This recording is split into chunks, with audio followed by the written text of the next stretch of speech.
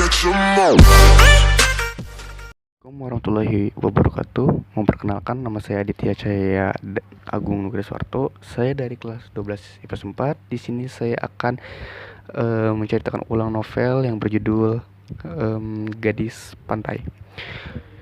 Judul buku Gadis Pantai, penulis Pramoedya Anantara Toer. Tebal buku 270 halaman.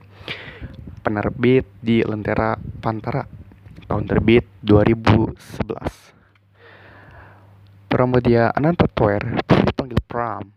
Toer dilahirkan di Blora, Jawa Tengah pada tanggal 6 Februari 1925. Sudah lebih dari 70 tahun negara Indonesia merdeka, lepas dari penjajahan kolonialisme Belanda yang ditaksirkan mencapai 350 tahun. Giliran kaum fasis Jepang yang sempat menduduki Indonesia selama 4 tahun. Selama penduduk dua negara asing itu membentangi berbagai lembaran sejarah penting yang terdokumentasikan dan sebaliknya.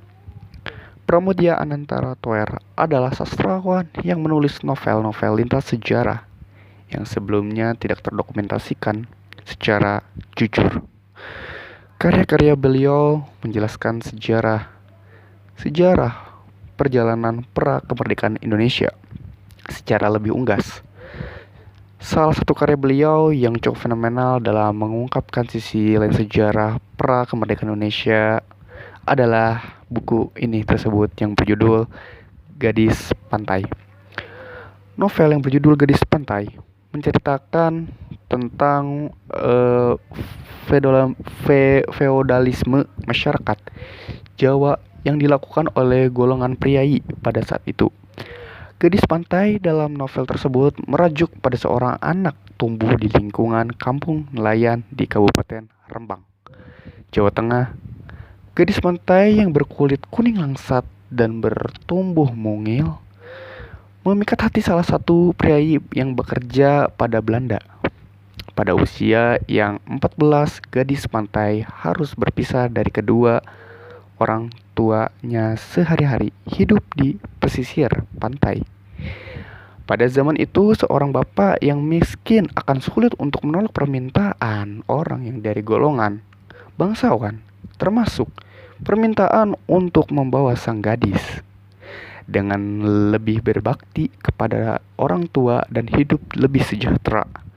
Akhirnya sang gadis pantai diboyong ke kota untuk hidup bersama sang priai. Dan gadis pantai akhirnya dipertemukan dengan sang priai dalam gedung megah yang sebelumnya tak terbayangkan oleh sejak saat itu. Gadis pantai menyandung gelar mas nganten. Istilah ini merupakan istilah sebagai perempuan yang melayani kebutuhan seks para priai sampai mereka tersebut memutuskan untuk menikah dengan perempuan dari golongan yang sederajat. Sang lelaki priai masih dapat diperkatakan pekerja hingga ia menikah dengan perempuan yang sederajat. Cukup sekian dari saya. Wassalamualaikum warahmatullahi wabarakatuh.